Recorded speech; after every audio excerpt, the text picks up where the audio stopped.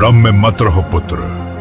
अर्जुन अकेला ही समस्त पृथ्वी को भस्म करने का सामर्थ्य रखता है। तीनों लोकों को ध्वस्त करने वाले ऐसे विध्वंसक अस्त्र है उसके पास, जिनकी कल्पना भी हस्तिनापुर के वीरों ने नहीं की होगी। भूल जाओ विजय को। यदि संपूर्ण कुरुवंश एक साथ वज्र बनकर भी उस पर टूट पड़े, तब भी अर्जुन को रोक पाना असंभव है।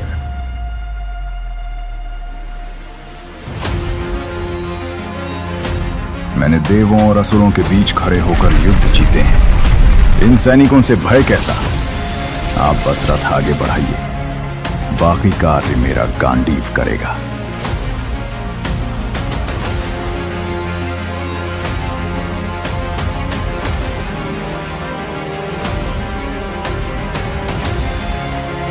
यदि कोई अर्जुन को रोक सकता है तो वो मैं हूं। आज शब्द नहीं, मेरे बाण सिद्ध करेंगे कि मैं तुमसे श्रेष्ठ हूं।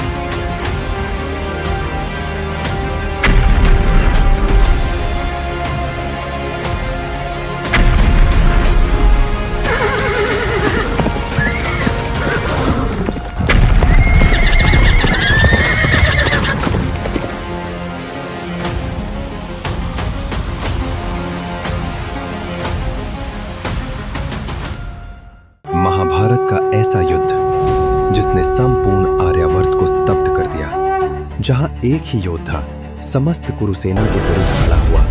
उसने अकेले ही भूखे सिंह की भांति प्रत्येक महारथी को परास्त कर दिया, चाहे वह कौरवों के सेनापति भीष्म हो, अजय गुरु द्रोणाचार्य हो, चिरंजीवी महारथी कृपाचार्य या गर्व से भरा कर्ण।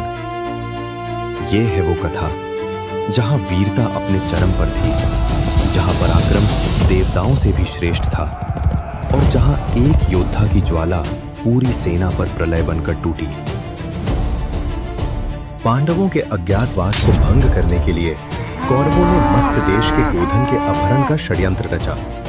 उन्हें ज्ञात था, गोधन लुटेंगे तो योद्धा अवश्य बाहर आएंगे और पांडव अपनी पहचान अधिक देर छुपा न पाएंगे। और इस योजना को अंजाम देने आई कौरव सेना की आदि अक्षौहिणी। 10,000 रथ, 10,000 गजराज, 32,000 अश्वारोही और 54,000 पैदल सैनिक, कुल 1 लाख से अधिक विद्युबल का भीषण प्रवाह।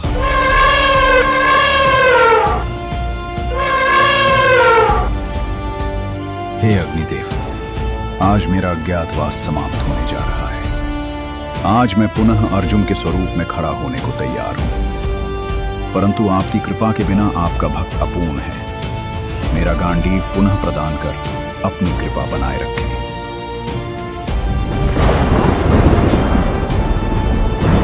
अर्जुन, आज ये संसार तुम्हारे उस रौद्र रूप का साक्षी बनेगा, जिसके सम्मुख देवताओं का तेज भी क्षीण पड़ जाता है। आज नियति स्वयं ये देखेगी कि तुम्हारे गांडीव की टंकार के आगे कोई शक्ति नहीं ठहर सकती। आज काल के मस्तक पर यह सत्य अंकित हो जाएगा कि तुमसे श्रेष्ठ धनुर्धर संसार में कोई नहीं। विजयी भव धनंजय। पांडवों से वैर त्याग दो, उनसे संधि कर लो। धर्म इसी में है और राज्य की रक्षा भी। कोई संधि नहीं होगी पितामह।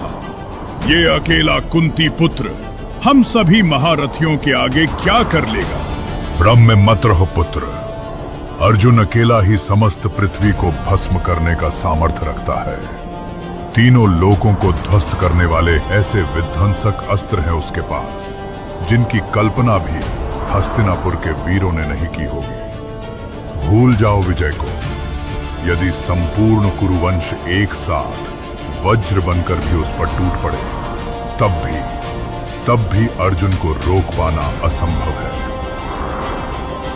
बस पितामह, आप कब तक अर्जुन के गुण गाते रहेंगे? आप तो बस विजय का मार्ग बताइए।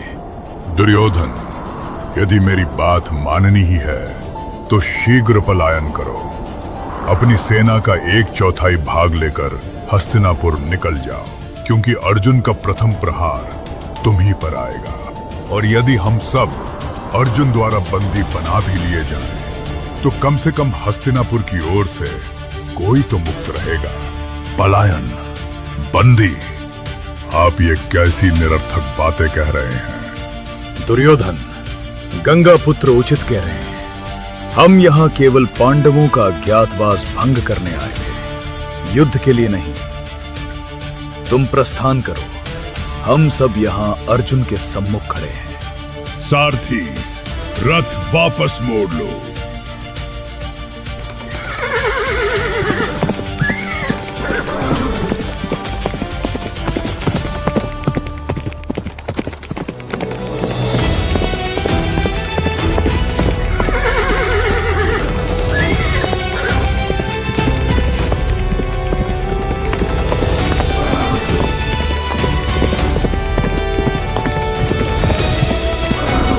अर्जुन का रथ तो उसी दिशा में अग्रसर है। समस्त सेना दुर्योधन के पीछे चलो।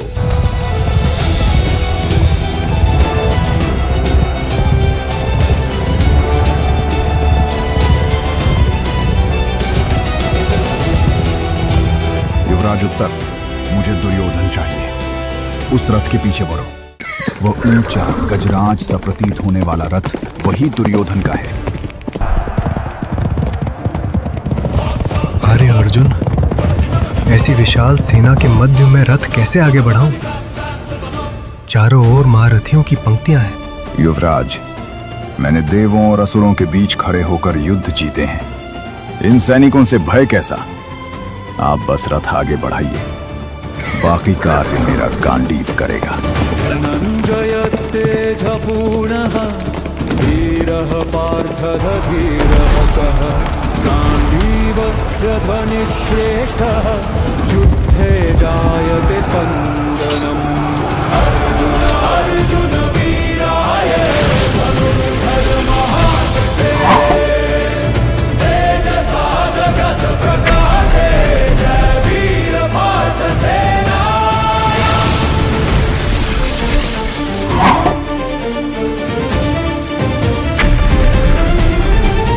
रथो धावति वेगेन शस्त्राणि दीप्यन्ते तस्य धर्ममार्गे स्थितो नित्यं न भयं विद्यते तस्य। भक्तेषु सौम्यतान्तः ततो सिंह इव उग्रः देवापि तं नमन्ति पार्थलोकस्य दीप्तिः।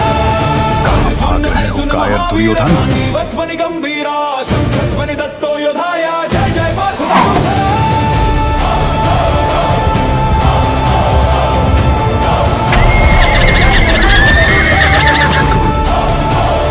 सावधान दुर्योधन, आज मेरे तीर स्वयं काल बनकर तुम्हारे ऊपर बरसेंगे।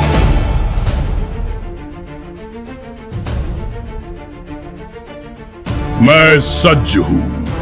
दुर्योधन को गिराना इतना सरल नहीं।